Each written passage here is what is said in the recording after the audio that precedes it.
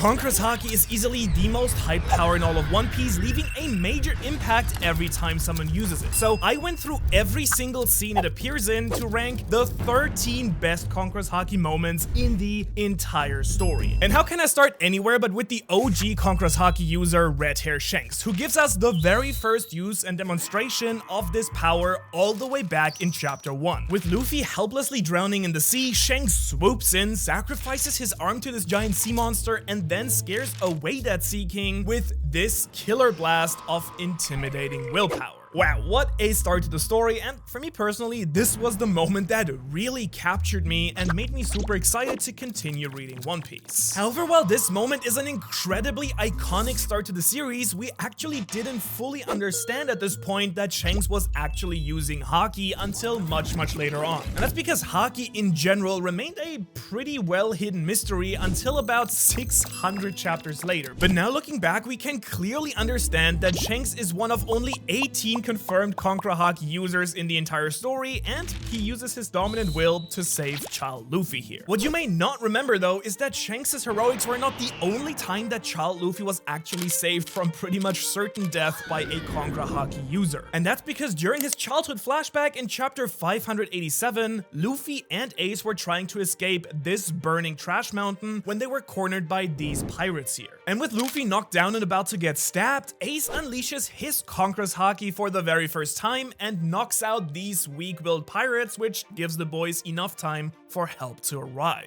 And this moment really hits you right in the gut because this flashback came right after Marineford, where Luffy unlocked his own CONQUEROR'S HAKI while trying to save Ace from execution. Unfortunately, Luffy failed and Ace died, which made this moment from their childhood even more bittersweet. But while Luffy was too weak to keep Ace from dying after the time skip, he showed off just how much he had grown after his brother's heartbreaking death. Because in chapter 634, he knocks out 50,000 enemy fishmen with a casual burst of CONQUEROR'S HAKI, showing us just how much he has grown in 2 years and that Luffy and the Straw Hats are back.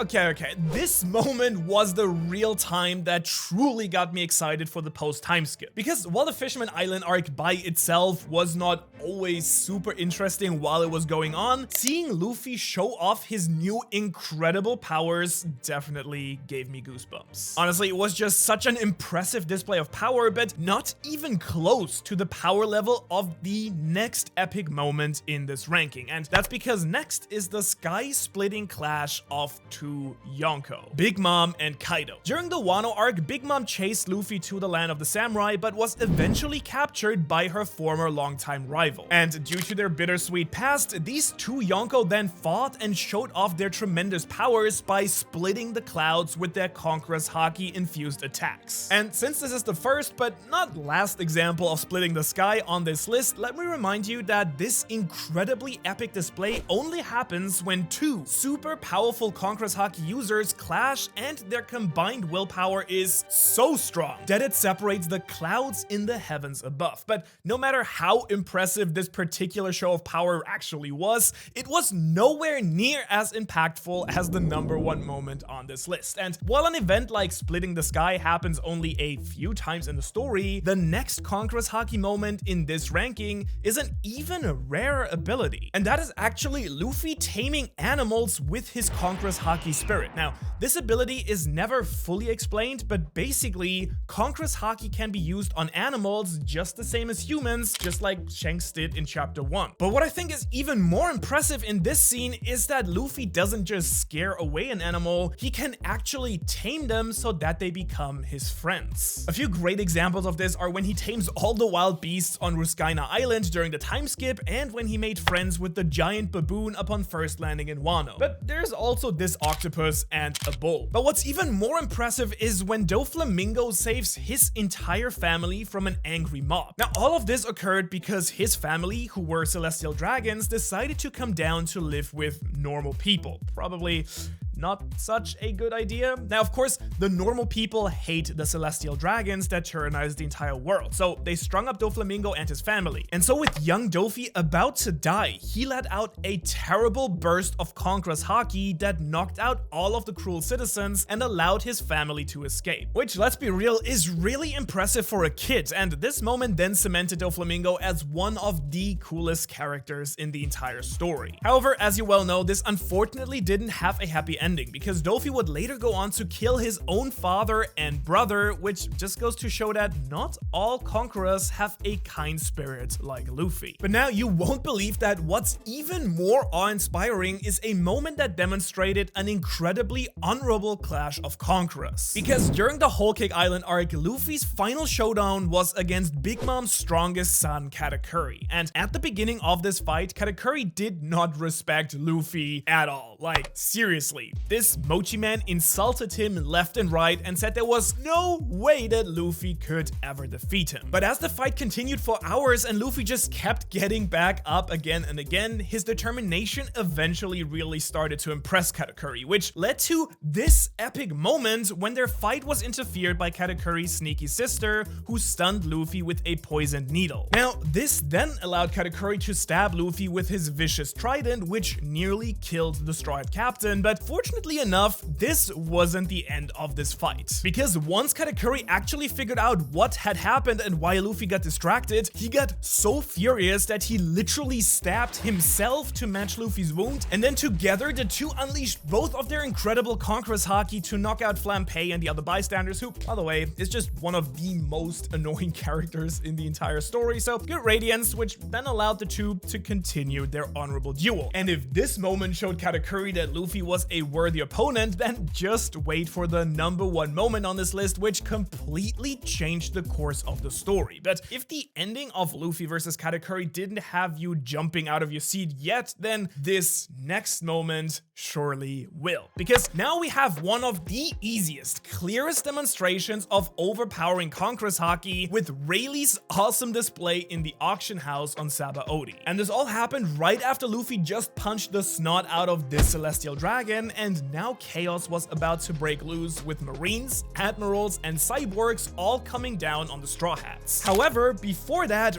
Rayleigh casually emerged from the slave cages and let out a burst of controlled Conqueror's Haki, which knocked out all of the enemies but left everyone else who Rayleigh wanted to, including the Straw Hats and all other allies, just fine. And while we still didn't know exactly what this power was at this time, it is a really fantastic example of what powerful Conqueror's Haki can actually do and how much control a really skilled user actually has. Plus, what a way to introduce one of the coolest characters in the story. Because just a while after this, we were about to get dumped on with a ton of new information about the former Pirate King by Rayleigh, so this was the perfect way to make us incredibly hyped for the character who would turn out to be an invaluable ally to Luffy going forward. And actually, you can be the same kind of ally by unleashing your Supreme King's Haki and subscribe to the channel for more One Piece content just like this, which means that Rayleigh's super exciting introduction finally brings us to the top 5 best Conqueror's Haki moments in One Piece. And while Rayleigh demonstrated incredible control with his Conqueror's Haki, the next one is just pure power. And that's because when Luffy and Kaido clashed in their epic rooftop battle, Luffy finally achieved the legendary feat of splitting the skies himself. Because after more than 1,000 episodes, this was the final moment that marked Luffy's rise to the top level of fighters in the One Piece world. But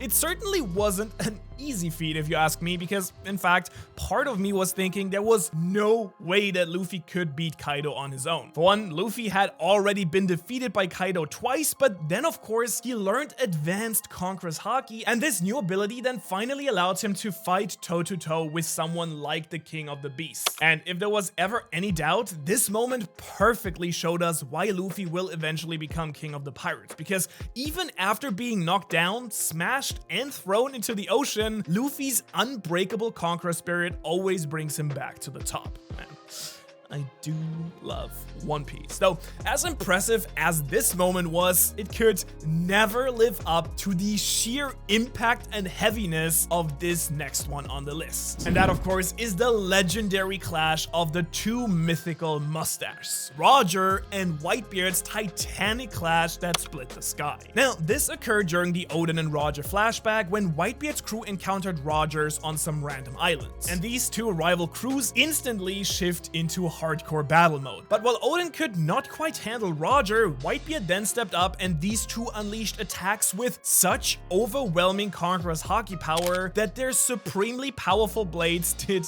not even touch. And with black lightning flying everywhere, the skies opened and the entire island shook under the forces of these two monstrosities fighting.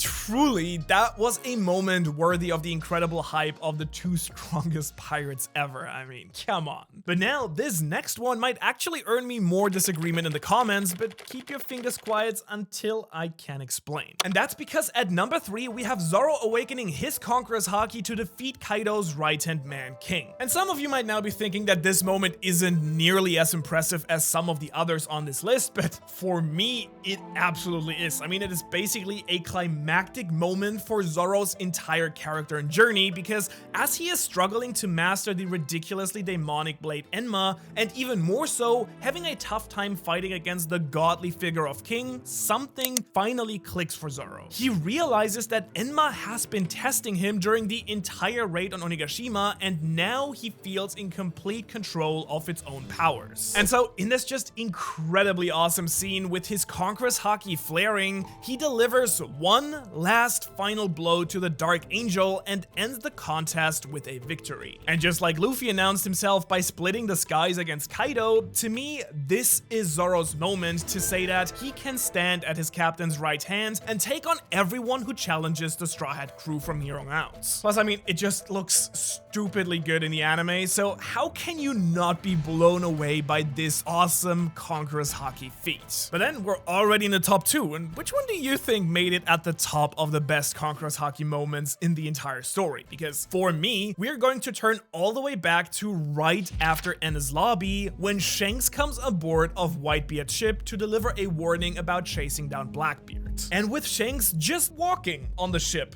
my body already started to get all tingly. I just knew something amazing was about to happen, and of course, I was not disappointed. Because when Shanks walks on board, his immense, overwhelming Conqueror's Haki just starts knocking out the weaker members of Whitebeard's crew left and right before Shanks and Whitebeard even start to talk. However, the older pirate won't agree to Shanks' demand to stop hunting Blackbeard, and they eventually come to blows. Maybe Shanks shouldn't have knocked out half his crew right from the start, and just as some previous ones on this ranking, it's again a clash of top-tier Conqueror Haki users splitting the sky, but this one just feels special because it was the very first time in the story that it happened, and truly, this was the first moment in the story that we had ever seen some of the strongest fighters in the world fight and show off their strength. Now, of course, we had seen Luffy take down many strong opponents, but these two were just way beyond anything that Luffy could dream of at this time, so actually seeing these massive powerhouses clash in action gave us a glimpse of the amazing powers that we would discover later on in the story. Which now, of course, brings us to the most incredible, impactful, and tear-jerking Conqueror's Haki moment in the entire story. The blades are coming down on Ace's neck.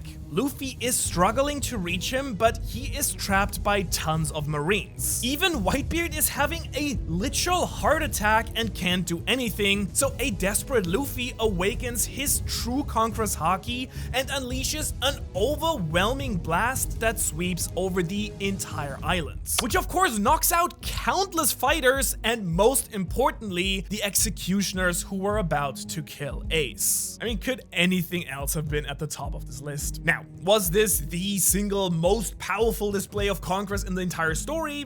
Probably not, but did it leave me screaming and crying all at the same time? Absolutely. I mean, when I first watched this, I was thinking, how in the world is Luffy ever going to make an impact on this fight when he is still so much weaker than everyone? But then out of nowhere, this iconic moment happened and I was completely shocked. Not only did Luffy manage to save his brother, but he also knocked out a ton of Marines, plus all of the top tier fighters were just absolutely stunned by Luffy's display of raw power. Just what an incredible moment with Luffy saving his brother, just like Ace had done for him when they were kids. And while Luffy just awakened his Conqueror's Haki, what is truly incredible is that there were actually at least 7 other confirmed Conqueror Haki users present at the Ward Marineford, plus 2 of the strongest blades in the entire story. Those of course belong to Mihawk, who by the way also probably has Conqueror's Haki for being honest, with his massive sword Yoru, and the other is Whitebeard's Mura Komogiri. And so in order to find out which of these insane weapons is stronger and why, I ranked the 13 strongest swords in One Piece, which you can watch right here. Thanks for watching, and I will see you in the next one.